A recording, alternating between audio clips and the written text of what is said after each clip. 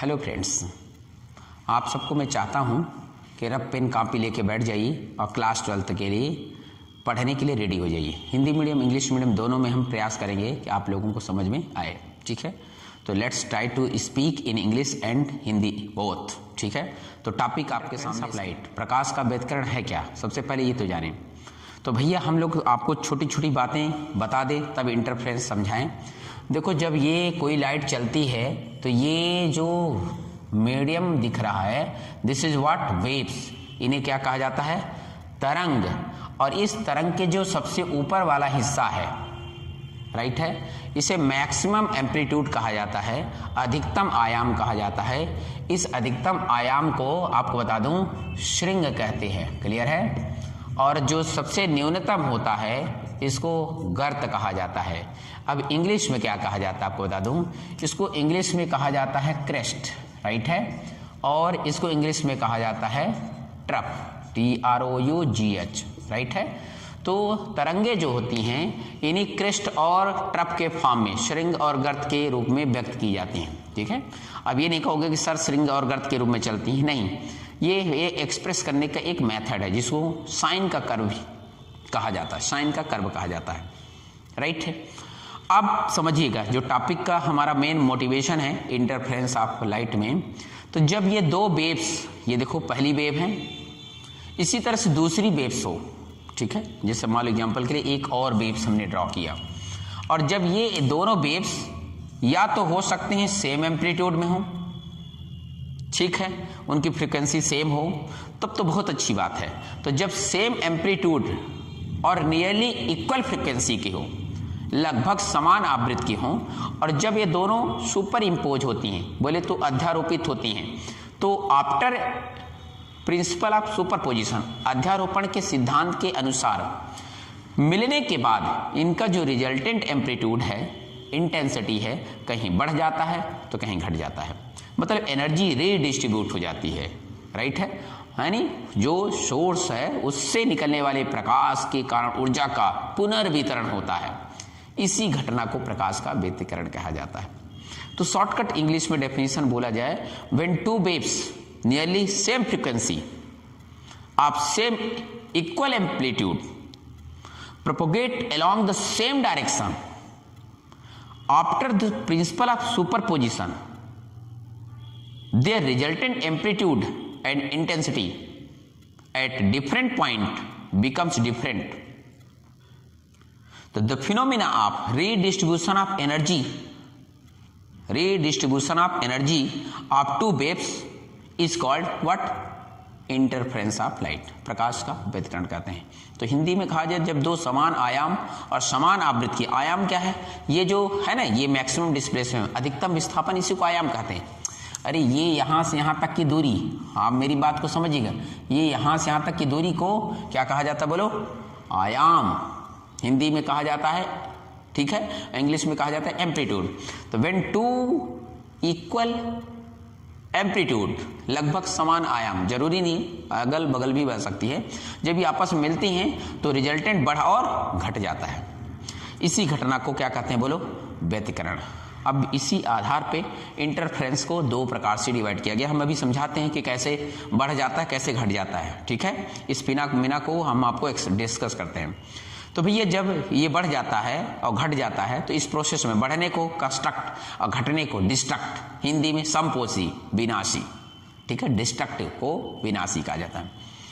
चलें तो एक्सप्लेन किया जाए। तो देखिए, तो आप लिखेंगे व्यतिकरण के प्रकार। व्यतिकरण के प्रकार हमने आपके स्क्रीन में लिख दिया। पहला प्रकार हो जाता है समपोषी व्यतिकरण, उसको इंग्लिश में भी लिख दिया क्या, कंस्ट्रक्टिव इंटरफेरेंस। दूसरा विनाशी व्यतिकरण, इंग्लिश में कह दिया, बोलो, डिस्ट्रक्टिव इंटरफेरेंस। मिसल समझ गए? तो इसका मतलब जब बढ़ जाता है तो कंस्ट्रक्टिव, घट जाता है तो डिस्ट्रक्टिव। तो चलिए सर थोड़ा अच्छे से डेफिनेशन समझाइए, ये तो आप ऐसे ओरली बता दिए। तो देखिए सुनिए, जब दो समान आयाम की लगभग समान आवृत्ति की तरंगे एक ही कला में मिलती हैं, when two waves nearly same frequency and same amplitude meet at the same phase, एक ही फेज मिलती है। अब फेज क्या होता है, तो फेज का मतलब है कि जब एक तरंग का श्रृंग यानी क्रेस्ट दूसरे तरंग के श्रृंग पर और एक तरंग का गर्त दूसरे तरंग के गर्त पर यानी ट्रफ पर पड़ता है, यानी उसे सेम फेज कहा जाता है, एक ही कला में कहा जाता है। मतलब समझ गए, ये इसके साथ एक साथ मिले, यानी श्रृंग श्रृंग से मिले, गर्त गर्त से मिले तो परिणामी आयाम बढ़ जाता है। इस घटना को संपोषी व्यतिकरण कहते हैं। चित्रात्मक समझाइए सर। देखो चित्रात्मक समझाते हैं भाई। ये देखिए ना, ये सपोज एक वेव जा रही, लेट, ठीक है सर। अब दूसरा भी समझाइए कि सपोज मान लो इसी में हमने इसको समझ गए ना, श्रृंगार्थ इरेज कर देते हैं।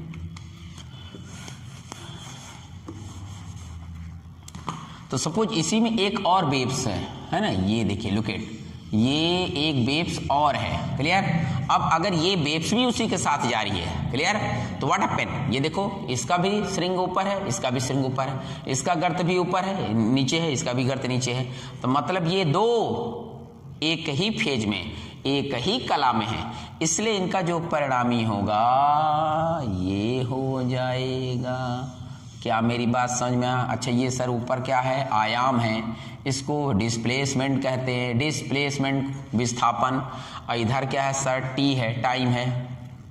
वेव्स आर प्रोपोगेटिंग, माध्यम में संचरित हो रही हैं। तो अब यहाँ पर तीन तरंगे दिख रही, कंफ्यूजन हो रहा है? नहीं सर, कोई कंफ्यूजन नहीं। ये पहला वाला फर्स्ट वेव को शो करता है, सेकेंड वेव को शो करता है, और ये थर्ड वाला रिजल्टेंट शो करता है, ठीक है।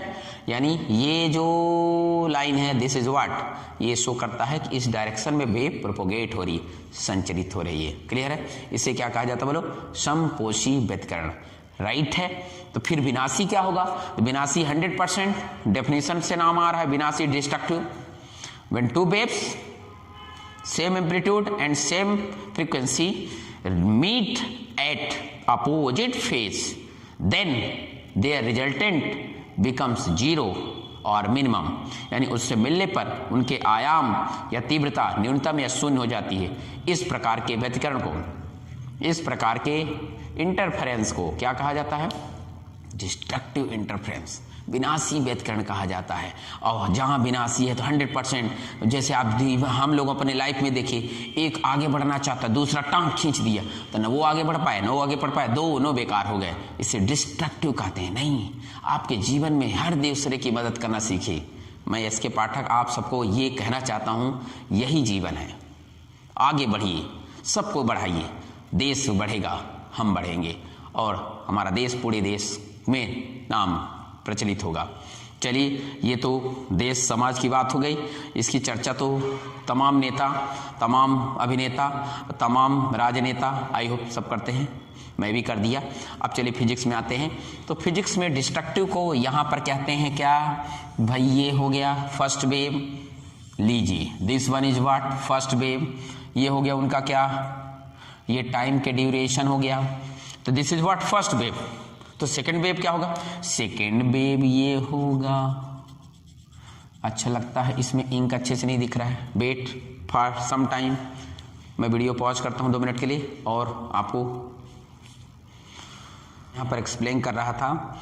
मैं यहाँ ये बता रहा था कि विनाशी व्यतिकरण में ये तरंग जो है इसमें आप देख सकते हो सीधा सीधा है, पहले तरंग का श्रृंग, पहले तरंग का श्रृंग दूसरे तरंग के गर्त पर, और पहले तरंग का गर्त दूसरे तरंग के श्रृंग पर पड़ता है, तो बनने वाला व्यतिकरण विनाशी व्यतिकरण होता है।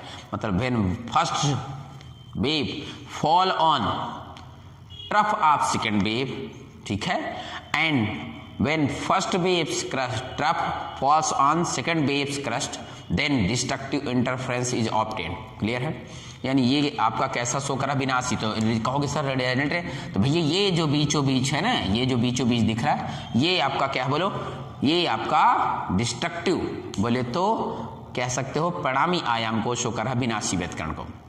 इसमें आपको बता दूं कि व्यतिकरण को समझाने से संबंधित कुछ छोटी छोटी बातें आपको बता देता हूं। पहली चीज बहुत जरूरी बता रहा हूं कि जब कंस्ट्रक्टिव की कहानी होती है इस कंडीशन में, बोले तो संपोषी व्यतिकरण के कंडीशन में, तो इसमें जो रिजल्टेंट इंटेंसिटी होती है, परिणामी तीव्रता, अलग अलग तरंगों की तीव्रताओं के योग से अधिक होती है। इसको मैं प्रूव करके दिखा दूंगा। जो बात अभी बोल रहा हूं कुछ देर वेट कीजिए, मैं प्रूव करके दिखाता हूं। वंस अगेन रिपीट कर देता हूं कि in the constructive interference total intensity is more than sum of individual intensities. यानी शुद्ध हिंदी में आपको समझा चुके हैं कि परिणामी तीव्रता अलग अलग तीव्रताओं के योग से अधिक होगी समपोषी व्यतिकरण की स्थिति में। तो विनाशी में क्या होगी कि परिणामी तीव्रता प्रत्येक तरंगों की तीव्रताओं के अंतर के बराबर होगी या उससे कम हो सकती है, बराबर या कम होती है। क्लियर है। और रही आयाम, लेकिन आयाम कहोगे, आयाम बोले तो एम्पलीट्यूड की कंडीशन में ऐसा नहीं है। एम्पलीट्यूड में क्या होता है कि दोनों वेव्स के एम्पलीट्यूड के सम के इक्वल होता है। इसमें क्या होता है, इन दोनों के एम्पलीट्यूड के डिफरेंस के इक्वल होता है। दिस इज व्हाट, ये भी मैं प्रूव करके दिखा दूंगा, इसको आप थोड़ा वेट कीजिएगा। क्लियर। इसमें एक बात और समझा देता हूं कि जो तरंग की तीव्रता है आयाम के वर्ग के अनुक्रमानुपाती होती है। ये बात आप लोग अच्छे से सुनिएगा, इसको मैं आगे यूज करूंगा। क्या बोल रहा हूं इंग्लिश में कि the intensity of waves is directly proportional to square of amplitude, right है। यानी परिणामी तीव्रता या नॉर्मल तीव्रता भी उन तरंगों के आयाम के वर्ग के अनुक्रमानुपाती होती है। क्लियर। मतलब अगर एम्पलीट्यूड आपका 2 है तो इंटेंसिटी इसका 2 का स्क्वायर बोले तो 4 हो जाएगा। क्लियर है। ये कुछ बातें आपको बताना जरूरी था। और एक बात और बता देता हूं कि जो ये टॉपिक हम लोग पढ़ने वाले हैं इंटरफेरेंस ऑफ लाइट, प्रकाश का जो व्यतिकरण है, इससे संबंधित सबसे पहला प्रयोग आपको बता दूं थॉमस यंग ने 1801 में लगभग किया था। आई थिंक आप लोग देख लीजिएगा, आई एम नॉट श्योर, फिर भी मेरे समझ से ऐसा होना चाहिए। ठीक है। परिणामी तरंग की तीव्रता से संबंधित। तो इसका सबसे पहले यूज किस थॉमस यंग ने सन 1801 में किया था। क्लियर। इस व्यतिकरण से संबंधित प्रयोग। और एक बात और सबसे खास बात, ये जो बातें आपको बोल रहे हैं बिल्कुल स्टार लगा के लिख लीजिएगा, ऑब्जेक्टिव क्वेश्चन भी बन सकता है। क्या कि जो ये कंस्ट्रक्टिव और डिस्ट्रक्टिव इंटरफेरेंस है, इस दौरान आप लोगों को बता दूं ऊर्जा का, एनर्जी का रीडिस्ट्रीब्यूशन होता है। लेकिन रीडिस्ट्रीब्यूशन के दौरान एनर्जी जो है लॉस नहीं होती, एनर्जी कंजर्व होती है, ऊर्जा संरक्षित होती है। कैसे? तो आप बताओगे sir in the case of destructive interference those energy is utilised that is obtain in the constructive interference. बोले तो जब विनाशी व्यतिकरण में जो ऊर्जा यूटिलाइज होती है वो नष्ट होने की कोशिश में होती है, वो समपोषी में उत्पन्न हो जाती है। मतलब परिणामी कांस्टेंट रहता है, ओवरऑल जोड़ में बराबर रहता है। ये बात तो हो गई। अब आप कहोगे सर कंस्ट्रक्टिव डिस्ट्रक्टिव का आप मैथमेटिकल इंटरप्रिटेशन बताइए, गणितीय व्यंजक भी बताइए। तो चलिए मैं इसका गणितीय व्यंजक भी बताता हूँ। क्लियर। इसका जो मैं चित्र अभी ये बनाया हूँ इसका थोड़ा सामने स्क्रीन पे एक थोड़ा सा ब्यूटीफुल देखिए डायग्राम। क्लियर। चलिए अब इसको इरेज करते हैं और उसके बाद इसका मैथमेटिकल ट्रीटमेंट दिखाते हैं। Let's try mathematical treatment. इनका मैथमेटिकल ट्रीटमेंट के लिए सबसे पहले हम लोग क्या करेंगे, यहाँ पे थोड़ा सा माना मनी लिखेंगे। ठीक है। तो हिंदी में पहले मैं बोल देता हूँ कि माना दो तरंगे जिनके आयाम क्रमशः A1 A2 हैं, एक ही दिशा में माना x अक्ष दिशा में दोनों गतिमान हैं। ठीक है। आई थिंक समझ गए। तो let two waves nearly same amplitude, let A1 and A2 propagate along the same direction, let along the x-axis। तो their equation यानी उसको आप कहोगे कि हम लोगों ने विस्थापन का समीकरण पढ़ा था पीछे, डिस्प्लेसमेंट इक्वेशन क्लास 11th में। तो displacement equation of first wave and displacement equation of second wave, यानी पहले तरंग का विस्थापन समीकरण और दूसरे तरंग का विस्थापन समीकरण हम आपके सामने लिख देते हैं। तो पहले तरंग का विस्थापन समीकरण y1 मान लिया और फार्मूले से A1 हो गया और sign omega T. What is omega? Omega is angular frequency. ठीक है। और दूसरा क्या हो जाएगा, दूसरे तरंग का जो आयाम अगर आप विस्थापन समीकरण निकालते हैं तो ये हो जाएगा A2 sign omega T. What is A1 A2? तो आपको बता दूं A1 जो है पहले तरंग का आयाम है और A2 दूसरे तरंग का आयाम है, यानी ये आपका क्या हो गया एम्पलीट्यूड। अभी मैंने आपको दिखाया कि ये जो मैक्सिमम डिस्प्लेसमेंट होता है उसको क्या कहते हैं बोलो, एम्पलीट्यूड या विस्थापन मतलब आयाम कहते हैं। विस्थापन तो ये पूरा है, ये साइन का कर्व था तो साइन में लिखा। अच्छा साइन जरूरी नहीं, हम कॉस भी लिख सकते हैं, क्लास 11th में पढ़ा चुके हैं, लेकिन अभी हम उसको डिस्कस नहीं करना चाहते हैं, 11th में उसका अगले वीडियो में दिखाएंगे। अब यहाँ देखिए, अब जब दोनों तरंगे आपस में अध्यारोपित होती हैं, मान लेना इसको इक्वेशन फर्स्ट और सेकेंड, ठीक है, मान लीजिए इसको इक्वेशन फर्स्ट और इक्वेशन सेकेंड। अब आप लिखिए क्या, according to principle of superposition, Hindi में अध्यारोपण के सिद्धांत से, आप लोग लिख लीजिएगा अध्यारोपण के सिद्धांत से, इंग्लिश में है ना, by the principal of superposition, ठीक है, आप लोग लिखिएगा अध्यारोपण के सिद्धांत से, by the principal of superposition, resultant displacement, परिणामी विस्थापन बाई बराबर हो जाएगा बाई 1 प्लस बाई 2। देखो भैया ये स्केलर क्वांटिटी है, विस्थापन यहाँ पर नहीं है, ये उन्हें समझना कि विस्थापन तो आपने सर वेक्टर पढ़ाई, वो वाला विस्थापन नहीं है, ठीक है, ये दोनों आपस में जुड़ जाएंगे, ये वेक्टर भी है। कहोगे सर वेक्टर है, डिस्प्लेसमेंट तो वेक्टर है, बिल्कुल वेक्टर है, लेकिन यहाँ पर दोनों सेम डायरेक्शन में हो तो सेम डायरेक्शन मतलब अलोंग द सेम एक्सिस, इसलिए वहाँ वेक्टर लगाने की जरूरत नहीं है वेक्टर क्वांटिटी, ये सत्य है। क्लियर है? तो इसकी वैल्यू पुट कर दीजिए, तो वैल्यू पुट करेंगे तो can you do, yes sir, A1 sign omega T plus इस वाली की value A2 sign omega T.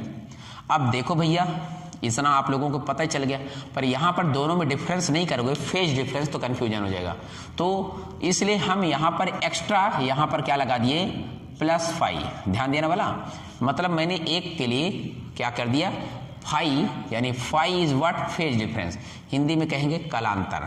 ऐसा करने से क्या होगा, हमें पता चलेगा कि दोनों के कला में कुछ अंतर होना है, नहीं तो परिणामी आंसर सीधे जुड़ जाएगा।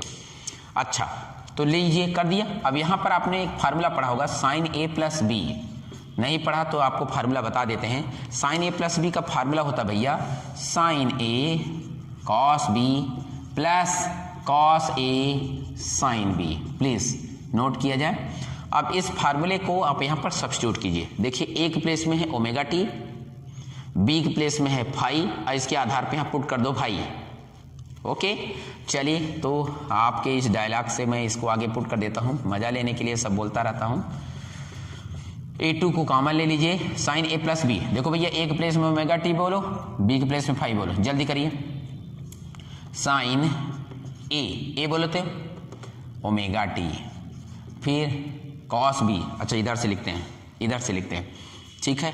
तो लो भैया कॉस बी, तो कॉस बी के प्लेस में फाई प्लस कॉस ए के प्लेस में कितना सर, ए के प्लेस में ओमेगा टी, फिर साइन बी, तो साइन बी के प्लेस में फाई। आई हो समझ गए। इसके बाद इस A2 का यहाँ से मल्टीप्लाई कर दीजिए, आप लोग थोड़ा करिएगा, मैं नहीं कर रहा हूँ, कंजूस ही कर रहा हूँ, राइट है, राइट। मल्टीप्लाई करने के बाद क्या देखेंगे कि यहाँ देखिए साइन ओमेगा टी, यहाँ साइन ओमेगा टी, दोनों में कॉमन आ गया, ये लो साइन ओमेगा टी कॉमन ले लिया। क्लियर? अब क्या बचा क्या, इसमें बचा सर A1 प्लस, इसमें देखिए प्लस के बाद A2, और ये तो बाहर हो गया, क्या बचा बोलो, A2 कॉस फाई बचा, और क्या, राइट है, साइन ओमेगा टी बाहर आ गया प्लस, लेकिन यहां पर कुछ तो बच रहा है एक्स्ट्रा। क्या बच रहा है सर, इस A2 का मल्टीप्लाई इससे करेंगे, तो चलिए कर देते हैं, आप लोग कहते हैं तो A2 ठीक है साइन फाई, और बगल में क्या लिखा बोलो कॉस ओमेगा टी। क्लियर है? इतना पुट कर दिया, बिल्कुल पुट कर दिया। अब यहाँ एक बात बता देता हूँ आप लोगों को, नोट करने के बाद आप लोग देखिए, ये जो फाई है phase difference, A1 A2 amplitude है, तो जब दो एम्पलीट्यूड को जोड़ोगे तो एक नया एम्पलीट्यूड आएगा, तो हम इसको एक कंसीडर कर लेते हैं, मान लेते हैं एक नया नाम, ठीक है। तो इसको लिखने के बाद देखिए इसकी जगह पर मैंने कंसीडर कर लिया कि लेट किया कि इसकी जगह पे आर कॉस थीटा है, इसको हम बताते हैं कि पूरे को मैंने आर कॉस थीटा मान लिया। क्लियर? अच्छा, फिर इसके बाद बगल में क्या लिखा है साइन ओमेगा टी प्लस इस पूरे को, क्या नाम है इसका बोलो, नाम क्या है A2 साइन फाई, इसका नाम मैंने आर साइन थीटा लिख दिया। और बगल में क्या लिखा है सर, बगल में लिखा है कॉस ओमेगा टी। अच्छा, जिसको लेट किया उसको हम अलग से लिख देंगे, लिखे वेयर, यानी हिंदी में जहां आर कॉस थीटा बराबर, आर कॉस थीटा इस पूरे को माने कितने को, A1 plus A2 cos phi. Clear है? क्लियर है। फिर इस A2 साइन फाई को क्या माने हैं, ये देखो आर साइन थीटा। इस पूरे को मैंने माना है A2 साइन फाई। क्लियर है भाई? Yes sir. इसको मैंने क्या माना बोलो? Equation third. इसको फोर्थ मान लिया और इसको फिफ्थ मान लिया। दिख नहीं रहा सर, हट जाइए। चलिए हट जाते हैं आपके कहने से। तो भाई मैंने इसको मान लिया, कोई दिक्कत, इससे कोई नुकसान नहीं है। अब फायदा जरूर है। क्या फायदा है? अगर इन दोनों से आर कॉमन ले लें, चलिए आर कॉमन ले लेते हैं। तो y is equal to R common ले लीजिए, क्या बचेगा? आर कॉमन लेंगे तो cos theta sine omega T plus sine theta cos omega T. अच्छा ये फार्मूला सुना सर? अरे सर यही फार्मूला है, मतलब हमने इसको जगह बदल दी। कॉस को पहले साइन को इधर, या साइन को पहले कॉस को इधर, तो ये formula sign A plus B का ही रहेगा। अरे मैच करो भाई, इतना तो समझो। Cos omega T sine cos theta sine omega T sign theta cos omega T. इसका मतलब आर को बाहर लेने से तो क्या फार्मूला हो गया? साइन, कुछ नहीं कॉमन लेंगे, आप लोग लिखिए साइन, तो डायरेक्ट लिख देता हूं, क्या हो जाएगा बोलो? थीटा प्लस ओमेगा टी, बोले तो ओमेगा टी प्लस थीटा। ये लो equation number 6। This is resultant displacement, यानी ये परिणामी विस्थापन को व्यक्त करता है। समीकरण 6 परिणामी विस्थापन को व्यक्त करता है। इंग्लिश में equation 6 represent resultant displacement of two displacement waves. Okay, अच्छा फिर कहोगे सर मुझे इस आर की वैल्यू बताइए। आपने आर तो मान लिया, रुक जाइए। इस थीटा की वैल्यू निकाली, रुक जाइए, इसको भी हम निकालते हैं। क्लियर है? तो चलिए निकालने के लिए तरीका क्या है कि ये भैया ये जो आपने इक्वेशन 4 और 5 माना है, समीकरण 4 और 5, इसका स्क्वायर करके जोड़ दीजिए। Can you do? ठीक है, बिल्कुल सर। समीकरण 4 और 5 का वर्ग करके जोड़ने पर, चलिए लिखिए आप लोग लिखिए समीकरण 4 और 5 का वर्ग करके जोड़ने पर, squaring equation 4th and 5th and adding them. लिखिए, मैं यहाँ इरेज करता हूँ। और अगर आपने नहीं लिख पाया तो वीडियो पीछे पॉज करिए। आज का यूट्यूब पे ये वीडियो तो बहुत अच्छे से अवेलेबल हो जाती है फैसिलिटीज़। तो भाई यहाँ पर क्या बनेगा सर? बनेगा क्या? y इज इक्वल टू, अच्छा y तो हो चुका है, आपने उसको स्क्वायर करके जोड़ने के बोला है, तो चलिए स्क्वायर करके जोड़ते हैं। तो लो भाई ये हो गया r का square cos square theta plus r square sine square theta equal to इधर a1 plus a2 cos phi, इस पूरे का स्क्वायर प्लस ये देखो क्या लिखा है a2 साइन फाई, इस पूरे का square. Can you do? Yes sir. इसमें फार्मूला a प्लस बी का होल स्क्वायर, सबको मालूम है ना? बहुत बच्चे ऐसे हैं जो बहुत लापरवाह है, कहना नहीं चाहिए, गलत बात है ना? उनको a प्लस बी का होल स्क्वायर नहीं मालूम। बोलो a स्क्वायर, बोले तो a1 square plus a2 square cos square phi plus 2a1 a2, तो 2ab यहाँ से, तो 2a1 a2 और साथ में यहाँ लिखोगे कॉस फाई। क्लियर हुआ? इसका स्क्वायर वही तने का होल स्क्वायर। अब बगल में देखिए a2 साइन फाई, तो a2 स्क्वायर और sine square phi. I think समझ गए भाई? यस सर समझ गए। अच्छे से देखो तो भाया a1 स्क्वायर अलग कर दिया, a2 स्क्वायर दिख रहा सबको? हाँ सर दिख रहा है। यहाँ कॉस स्क्वायर फाई और साइन स्क्वायर फाई है, तो क्यों नहीं a2 स्क्वायर कॉमन ले लीजिए। a2 स्क्वायर कॉमन लेंगे तो अंदर क्या बचेगा बोलो? Cos square phi plus sine square phi. ठीक है, आगे क्या लिखा है? ये लिखा है, पढ़िए। दिखा? अच्छा यहाँ देखो, यहाँ भी आर स्क्वायर कॉमन ले सकते हो, तो क्या बचेगा? Cos square theta plus sine square theta. Clear? और आप लोग क्लास 9th की आइडेंटिटी पढ़ा होगा कि sine square theta plus cos square theta is equal to 1। Yes, इसको आइडेंटिटी यानी सर्व समीकरण कहते हैं भैया, हिंदी मीडियम वाले। तो इसका मतलब यहाँ भी 1 हो जाएगा। हाँ, इसका मतलब a1 square plus a2 square, अब 1 का मल्टीप्लाई करो तो ही आएगा 2a1 a2, बोलो तो कॉस फाई, और ये आर स्क्वायर बन जा आर स्क्वायर। ठीक है, तो अगर स्क्वायर हटाओगे तो क्या लगेगा? अंडर रूट लगेगा। और क्या लगेगा? लगाइए under root a1 square plus a2 square plus 2a1 a2 cos phi. समझ में आया? ये हो गया आपका क्या? दिस इज रिक्वायर्ड रिलेशन, बोले तो 6th 7th इक्वेशन। तो अभी हमने आपको 2 मिनट पहले बोला था कि इस आर की वैल्यू निकाली, तो यही है इक्वेशन। तो है क्या? ये रिजल्टेंट एम्पलीट्यूड है। क्या है बोलो? मतलब जब 2 वेव्स a1 a2 वाली हैं, ये भी इन पहले वेव का एम्पलीट्यूड A1 है, दूसरे का A2 है, तो जब दोनों सुपर इम्पोज हुई हैं, अध्यारोपित हुई हैं, तो उनका रिजल्टेंट एम्पलीट्यूड यह है। ये फार्मूला आप सब लर्न कर लीजिए। हो गया लर्न? याद रखिएगा, मैं अभी यूज करूंगा और बहुत जरूरी है। ठीक है, तो चलो भैया मैंने लर्न कर लिया। क्या हो गया? Under root A1 square plus A2 square plus 2A1 A2 cos phi. शायद आपको परफेक्ट होना चाहिए, मेरे को शायद।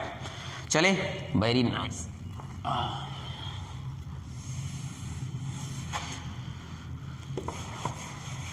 अब मैंने आप लोगों को जब पढ़ा रहे थे तो एक लाइन बोले थे, किसी को याद है? हाँ, बहुत सारी बातें बोले थे, तो मैंने एक लाइन आपको सुना देता हूं कि मैंने बोला था कि जब कंस्ट्रक्टिव और डिस्ट्रक्टिव इंटरफेरेंस होता है तो ड्यूरिंग दिस जो इंटेंसिटी होती है, तीव्रता, परिणामी तीव्रता आयाम के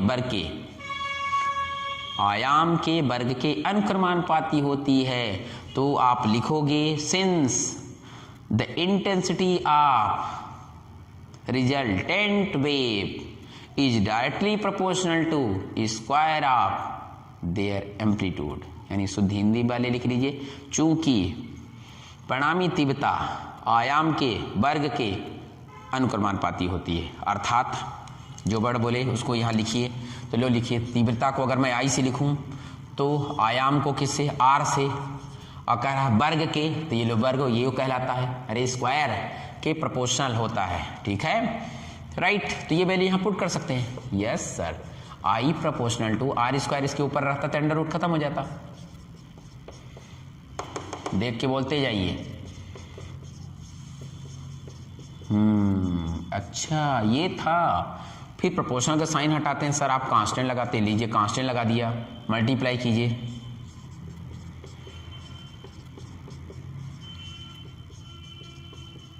ठीक है ना। अच्छा फिर क्या होगा?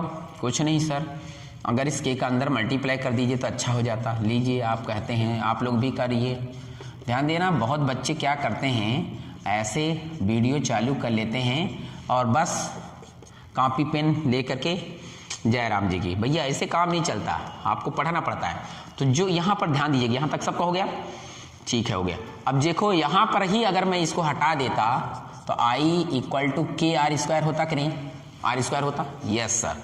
तो यहाँ देखो ये रिजल्टेंट इंटेंसिटी है, रिजल्टेंट एम्पलीट्यूड के स्क्वायर के साथ के लगा है।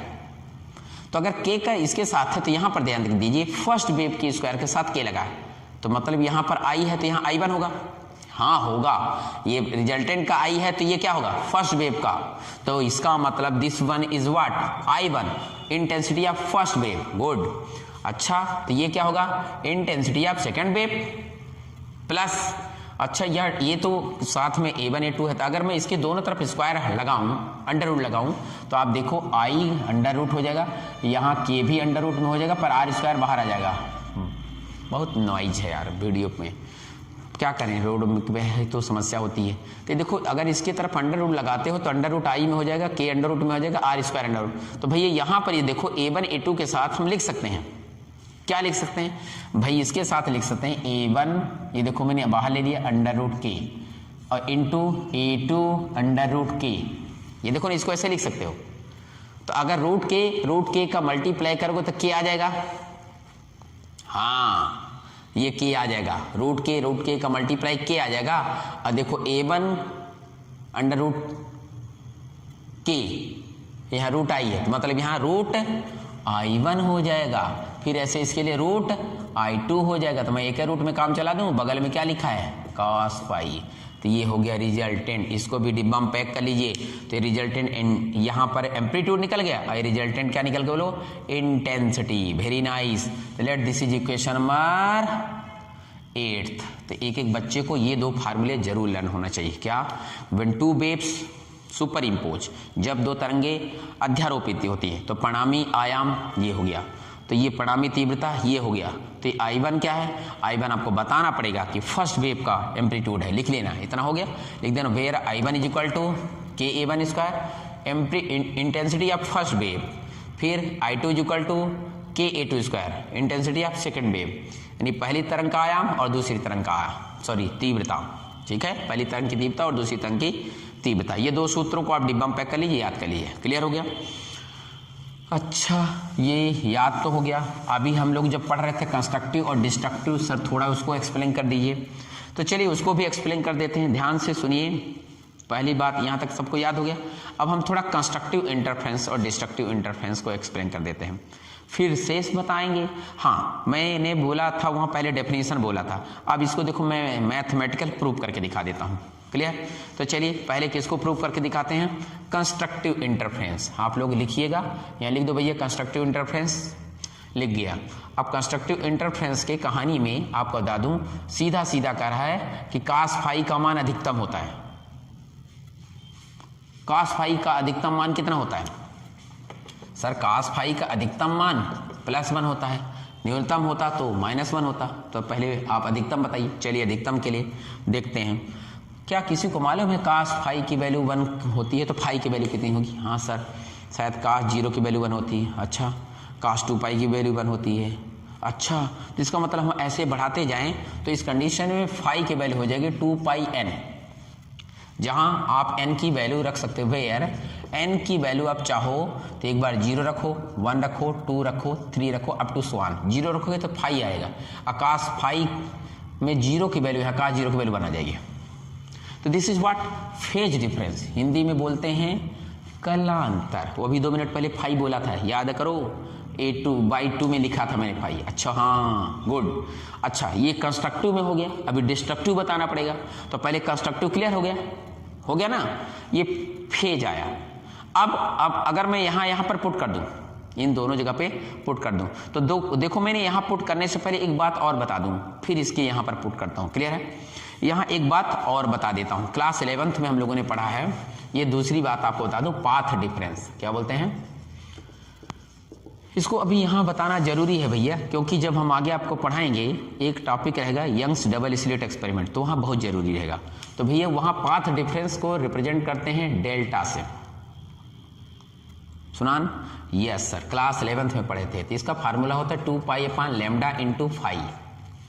रियली 2 पाई अपान लैम्डा इंटू फाई के लैम्डा अपान 2 पाई इंटू फाई, लैम्डा अपान 2 फाई। ठीक है? तो चलिए ये लो, इनके हिसाब से यहाँ हो जाएगा लैम्डा अपान 2 पाई इंटू फाई, राइट है। तो फाई की वैल्यू यहाँ पुट कर दो, तो लैम्डा अपान 2 पाई, और ये फाई की वैल्यू हो गया 2 पाई इंटू एन। श्योर? तो यहाँ से पाई कट जाएगा। यस सर, पाई से पाई कट जाएगा, 2 से 2 नहीं काटना है। तो ये 2n इंटू λ/2। ऐसा क्यों किए? तो आपको 2-3 बातें बताना है कि जब दो तरंगे समान कला में चलती हैं, when two waves in the same phase, तो their path difference, ध्यान देना, their path difference, यहाँ पर n की वैल्यू लिखा है 0 है, तो ये पूरा 0 हो जाएगा, तो उनके बीच में पाथ डिफरेंस नहीं होगा। लेकिन अगर n की वैल्यू 1 है तो 1 का मल्टीप्लाई 2 से करोगे तो 2 आएगा, 2 और फिर आगे λ/2 है। तो λ/2 बोले तो आप समझ नहीं रहे भैया मेरे, ये जो हिस्सा है ना, इतने को कहेंगे λ/2 और ये भी λ/2। तो इसका मतलब ये है कि कितने λ/2? 1, और कितने λ/2? 1 और, तो कितने हो गए? 2, इवन। तो इसका मतलब यहाँ पर 2 λ/2, राइट। अच्छा, n की वैल्यू अगर 2 रख देते तो क्या होता? 2 2 जा 4, कितने? 4 λ/2। तो इसका मतलब 1 λ/2 ये, 1 λ/2 ये, 1 λ/2 ये और 1 λ/2 ये, तो कितने हो जाएंगे बोलो? 4 λ/2। समझ में आया? तो सिंपल सी बात है, आपको याद रखिएगा, जब दो तरंगे समान कला में मिलती हैं, बोले तो कंस्ट्रक्टिव इंटरफेरेंस बनाती हैं, तो उनके बीच का जो पाथ डिफरेंस है इवन मल्टीपल ऑफ λ/2। चढ़ गया? याद हो जाना चाहिए एक एक बच्चे को, क्योंकि ऑब्जेक्टिव क्वेश्चन बनता है। सर फेज डिफरेंस, तो फेज डिफरेंस जो होगा वो देखिए पाई का इवन मल्टीपल है। देखो ना, पाई को अलग कर दो तो 2n, तो इवन मल्टीपल ऑफ पाई। इस क्लियर भाई? याद हो जाना चाहिए। ये 2 बातें आपको बिल्कुल ओरली याद होना चाहिए। अच्छा, ये तो बात आपको हो गई याद, नहीं हुई तो वीडियो पॉज कर करके इसको सुनिए 2 बार 3 बार 4 बार 10 बार सुनिए, याद हो जाए। अब इसका यूज यहाँ और यहाँ कर लेते हैं। क्लियर? कर लिया जाए? ठीक है। अभी हम बात कर रहे हैं कंस्ट्रक्टिव इंटरफेरेंस, बोले तो समपोषी व्यतिकरण की। तो ये 2 बात हो गई। अब इसके बाद यहीं पर मैं ड्रॉ कर करके लिख रहा हूँ। ये पहली बात हो गई, ये दूसरी बात हो गई। अब हम तीसरी बात कर रहे हैं। ठीक है? तीसरी बात यहाँ पर रखते हैं। तो जो ये समीकरण 6 है यहाँ रख देते हैं। समीकरण 6 से, फ्रॉम इक्वेशन 5, 6, 7 से भैया, सॉरी, ठीक है। तो यहाँ पर रिजल्टेंट होगा r इज इक्वल टू सीधा सीधा cos फाई की वैल्यू 1 है, यहाँ पर cos फाई की वैल्यू 1 पुट कर दीजिए। कैन यू डू 1 का मल्टीप्लाई करेंगे तो क्या हो जाएगा sir, under root a1 square plus a2 square plus में 2a1 a2, clear, under root a1 square plus a2 square plus 2a1 a2। क्या है आपको फार्मूला याद है, a प्लस बी का होल स्क्वायर है, पर यहाँ a प्लस बी तो है नहीं, तो लो a1 प्लस a2 का होल स्क्वायर है, तो a1 प्लस a2 का होल स्क्वायर है और बाहर क्या लगा है अंडर रूट, तो फाइनली आंसर कितना आएगा a1 प्लस a2। देखा, तो हमने कंस्ट्रक्टिव में बोला था, न याद हो तो वीडियो पॉज करके पीछे से देख लो कि मैंने कहा था परिणामी आयाम, ये परिणामी आयाम अलग अलग तरंगों के आयाम के योग के बराबर होगा। Resultant amplitude is the sum of individual amplitudes of waves, यानी अलग अलग वेव के एम्पलीट्यूड के सम के इक्वल होगा। आई थिंक ये बात क्लियर हो गई। अच्छा सर, आपने एक और बात बताया था कि तीव्रता जो होती है उनके अलग अलग तीव्रताओं के योग से अधिक होती है, इंटेंसिटी जो होती है more than sum of individual intensity. चलिए उसको भी प्रूव कर देते हैं, तो यहाँ प्रूव कर देते हैं इसको, तो यहाँ लिखो ना फ्रॉम इक्वेशन 8, तो समीकरण कहाँ से 8 से, समीकरण 8 से, तो I इज इक्वल टू क्या हो जाएगा, ये देखो cos फाई की वैल्यू यही पुट करोगे 1, तो जैसे पुट करोगे तो ये हो जाएगा I1 प्लस I2 प्लस ये लिखा है, अच्छा सर 2 भी था, सॉरी मिस्टेक से आप लोग 2 रख लीजिएगा, तो लो रख दिया 2 अंडर रूट में I1 और I2, समझदार हो तुम लोग, 2 भूल गया था। ये देखो ना, यहाँ पर हमने कहा था अलग अलग तीव्रताएं हैं तो I1 I2 होती है, उनका सम सिर्फ I1 प्लस I2 होता है, लेकिन ये अतिरिक्त है ना, इसका मतलब है ये जो रिजल्टेंट इंटेंसिटी है इन दो अलग अलग इंटेंसिटी के सम से इतना ज्यादा है। प्रूफ हो गया ये भी बात, मतलब this I is more than what sum of what intensities of individual waves, proved हो गया। ये 2 बात हो गई, ये था समपोषी व्यतिकरण कंस्ट्रक्टिव इंटरफेरेंस। तो सेम हियर डिस्ट्रक्टिव इंटरफेरेंस, बोले तो विनाशी व्यतिकरण के लिए भी कहानी है, लेकिन विनाशी में तो दोनों विपरीत कला में होती हैं, अब विपरीत कला में होने के लिए cos phi should be what -1, तो ये बात क्लियर है। चलिए मैं इसी में काम चला के विनाशी को भी शो करता हूँ फटाफट, क्लियर, टाइम को वेस्ट किए बिना। आप लिखेंगे विनाशी व्यतिकरण की स्थिति में for destructive interference cos phi will be -1। देखो मैं यही लिखता जा रहा हूँ, आप लोग सुनते जाइएगा, मैं यही लिखता जा रहा हूँ। तो cos फाई की वैल्यू -1 कब होती है, -1 होती है 180 का, बोले तो पाई, आप सब समझना भाई। अच्छा फिर उसमें अगर मैं घुमाता जाऊं 360, तो इसका मतलब है सीधा सीधा फार्मूला हो जाएगा, यहाँ पर इरेज कर रहा हूं, क्लियर है, आप लोग समझते जाना, कंस्ट्रक्टिव को इस तरह लिख लेना। तो यहाँ पर जो फाई की वैल्यू होगी, फाई इक्वल टू हो जाएगा 2n-1, 2n-1, और यहाँ पर होगा π/2। अब देख लो सर समझ नहीं आया तो देखो ना, पुट करके देखते हैं, नहीं होगा तो चेक कर लेंगे, कोई बड़ी बात नहीं। n की वैल्यू 1 2 3, आप अगर यहाँ +1 लिखोगे तो 0 से लिखोगे, चेक करो। n की वैल्यू जैसे यहाँ 1 रखोगे तो 2 1 कम 2, हाँ सर 2, फिर -1, यस सर, तो 1 आया, 1 गुणा करोगे तो π/2 आएगा, तो π/2 बोले तो 180, पाई बोले तो π/2 बोले तो 180 नहीं, फिर क्या हो जाएगा 90। अच्छा तो सर इसको हटा देते हैं, क्लियर है, अच्छा समझ गए। अब हटा के देख लो तो कितना हो जाएगा, पाई आ गया, क्लियर है। π/2 करते तो कितना हो जाता है, π/2 बोले तो 90 हो जाता, तो गलत हो जाता, ठीक है। तो 2n-1 ये पाई, ये दूसरा आंसर हो गया। तो इसका मतलब है हम लोगों ने चेक कर लिया, आप लोग भी इस तरह से चेक करा करिए कि सर ऐसे कंडीशन में फाई की वैल्यू कितना हो गई, 2n-1 इंटू पाई, क्लियर है, और n की वैल्यू यहाँ पर होगी।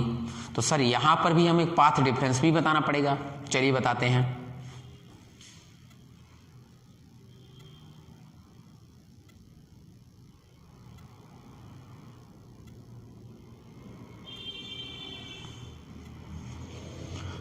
पाथ डिफरेंस भी बताते हैं, तो चलिए पाथ डिफरेंस बताते हैं। तो चलिए पाथ डिफरेंस में देखिए, पाथ डिफरेंस का फार्मूला यही लिखा है, डेल इज इक्वल टू λ/2 पाई। तो भैया मेरे फाई की वैल्यू ये है, ध्यान देना मैं उसी में सुधार रहा हूं, आप लोग अलग से लिखेंगे। तो फाई की वैल्यू पढ़ लो भाई, 2n-1 इंटू पाई। भाई आप लोग यहाँ वैल्यू रख करके चेक कर लिया करो, क्लियर है। तो पाई से पाई काट दिया, कितना बचा 2n-1 2n माइनस 1, तो 2n माइनस 1 ये लिख दिया। लेमडा पॉइंट 2 देखा, और n की वैल्यू यही रहेगी 1 2 3। तो इसका मतलब है कि जब n की वैल्यू 1 रखोगे तो 1, ये भी बताया 2 मिनट पहले, लेमडा बाई 2, सिर्फ एक लेमडा बाई 2। तो अभी यहाँ पर मैंने 2 2 बताया था, मतलब एक ही लेमडा बाई 2 आएगा, सिर्फ इतना। अच्छा, जब n की वैल्यू 2 रखोगे तो रख के देखो ना, 2 2 जा 4, 4 में 1 घटाओगे 3, यानी कितना 3 थे, तो 1 लेमडा बाई 2, 2 लेमडा बाई 2 और ये तीसरा होगा। तो मतलब ये क्या है, ये ऑड नंबर को शो करता है। और 2 मिनट पहले क्या था, इवन।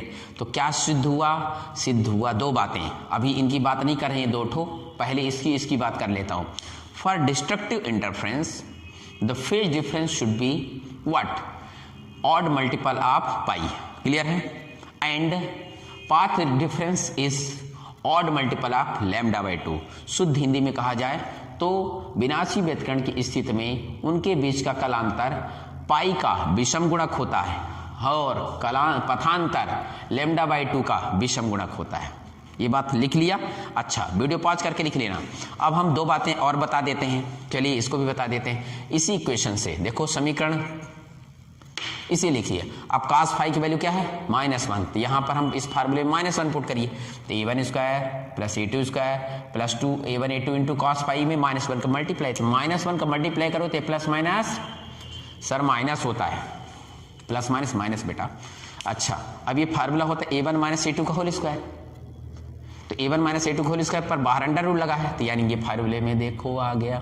तो मैंने बोला था परिणामी आयाम उनके आयामों के अंतर के बराबर होगा, रिजल्टेंट एम्पलीट्यूड क्या होगा, उनके एम्पलीट्यूड के डिफरेंस के इक्वल होगा। आया सर, इंटेंसिटी तो कम नहीं होती, ये लो इंटेंसिटी चेक कर लेते हैं।